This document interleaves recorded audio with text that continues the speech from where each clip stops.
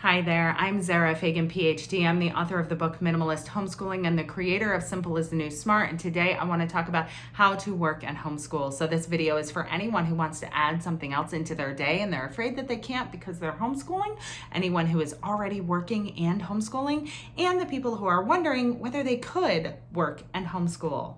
So I'm a business owning mother of four. I have been building businesses with my husband pretty much since we met, and I've been doing it full time with him for about 14 years. That means that we started business building before we had children. So when we had children, they just got woven into this lifestyle of entrepreneurship. Homeschooling them was sort of a natural progression of them being alongside us while we were working. We continued to teach them alongside us while we were working. However, I did not make that transition as gracefully or as seamlessly as I would have liked. And so my goal today is to help those of you avoid some of the stumbling blocks that I've discovered over the years and to do it more effectively, more enjoyably, and to just make it work. So here we go. Today are 5 logistical tips for how to work and homeschool. However, my next video will be 5 tips on maintaining your sanity while you're working and you're homeschooling. So press subscribe right now and let's get started. First and foremost, the take-home message today is you have permission to do what works for you. I want to encourage you to get creative. This is an unconventional lifestyle that we're choosing, and therefore it's not going to look like the average American life, and that's a great thing. So get creative and do what works. I want you to tell me right now in the comments where you are in this process. Are you someone who already works from home or is working out of the home and looking to homeschool? Do you already homeschool and do both? Where are you in this process? And what specific questions do you have that I could answer? I love responding to comments. So with that, tip number 1 is compartmentalize. So in normal life, the children go to school and they do their thing. The parents go to work and they do their thing. The apples are separated from the oranges. The apples and oranges come together in the evening and they might do a few things together and then they repeat the next day. Everything is in its own little compartments. When we start working and homeschooling and living and doing all of the things that have to happen in a day and there is no compartmentalization, you end up with a big fruit salad. And don't live in a fruit salad, guys. That's really overwhelming. It's very daunting and it can feel chaotic very quickly. So it's a good way to burn out and it's a good way to feel inadequate. Instead, you need to figure out how much time you need to be working and when the best time for that is. You need to figure out when the best time is for your children to be doing schoolwork. Which schoolwork does your child need to do independently and which schoolwork does your child need you for? I call that sort of tutoring time or table time in our home. So my children need to know exactly when I'm going to be available to them to help them. And my children also need to know when I'm not going to be available to them because I'm working. And that's when they play independently or work on their own things independently. Okay, so compartmentalize those times. And then the next thing you're going to want to do then is do not multitask. So everything gets its own time. If you are trying to help your child with math while you're doing the dishes, you're not going to be an effective math tutor. Your child is more likely to get frustrated, and therefore you are more likely to feel inadequate as a teacher. So if you've set aside time for your children to work on something which requires you, maybe you're doing some great activity, maybe you are teaching them an important concept, maybe you're helping them with their math, whatever it is that your children need you for, be there 100% for them. If you are checking social media and email and all of those things that are very tempting to just get done because you have a second here or there, you are not going to be as effective teaching your children. Similarly, if it's your work time and you are trying to also tutor math while you're trying to respond to emails, it's going to take you twice as long to get your emails done. Also, if you don't compartmentalize, you end up frustrated for your kids just being kids. The fact of the matter is your children are going to continue acting like children as long as they are children.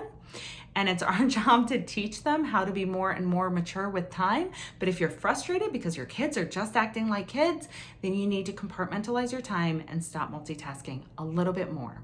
Set your expectations, give it a couple weeks, be patient. This is really important.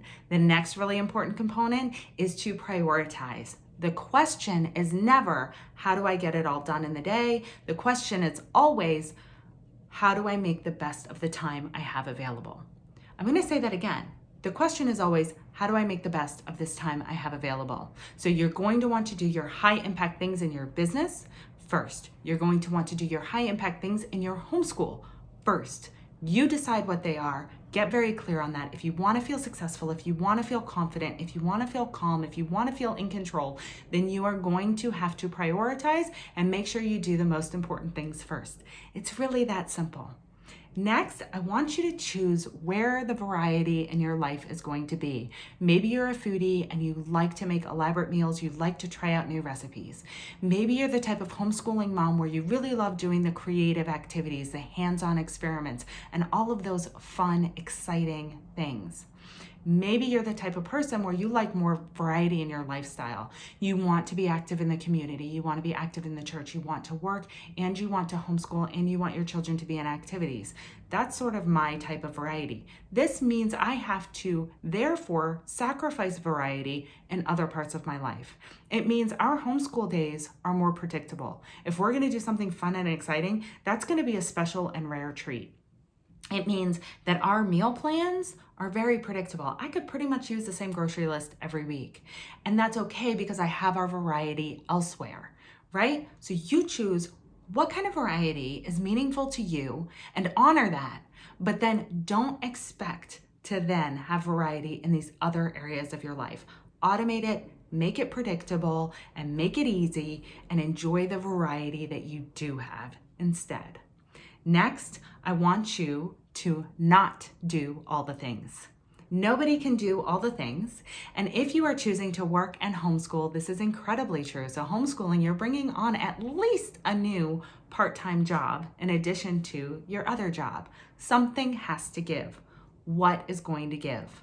So there are several ways that you cannot do all the things, and those options are: 1, delegate. If there is something that you are doing that someone else in your home is capable of doing, ask them to do it. Because I guarantee there are other things that you're doing that nobody else can do. So it's important that you delegate.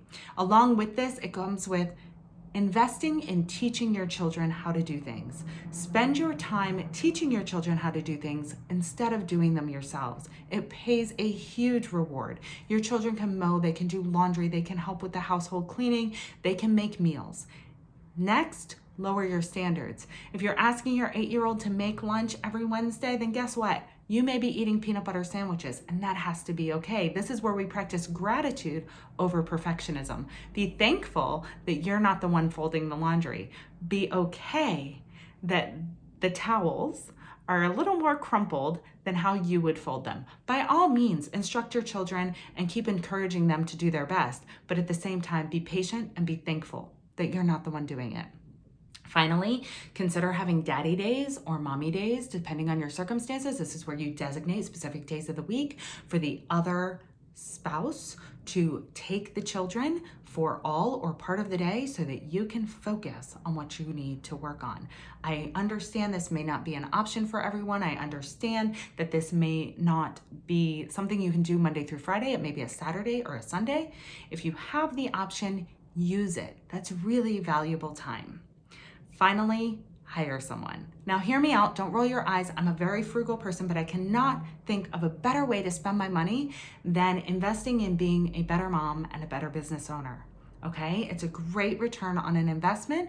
You don't necessarily have to hire someone to watch your children. You can hire somebody in your work to do the tasks that are maybe not something you need to be the one doing. You can hire somebody to make meals. You can hire someone to do your laundry, help out around the house, clean the house. There are so many options. So consider hiring someone and consider it a homeschooling expense, right? If you were sending your children to any school, there would be a lot of expenses associated with that. Or consider it a business expense, right? So there we have it. Those are 5 logistical tips for how to work and homeschool and make them work effectively together and enjoyably. I can't wait to see more of you. I'm on Facebook at www.facebook.com/minimalist homeschooling. I'm also on Instagram as Zara PhD, and I'd love to see more of you. Until then, I am wishing you all the simple things. Bye, guys.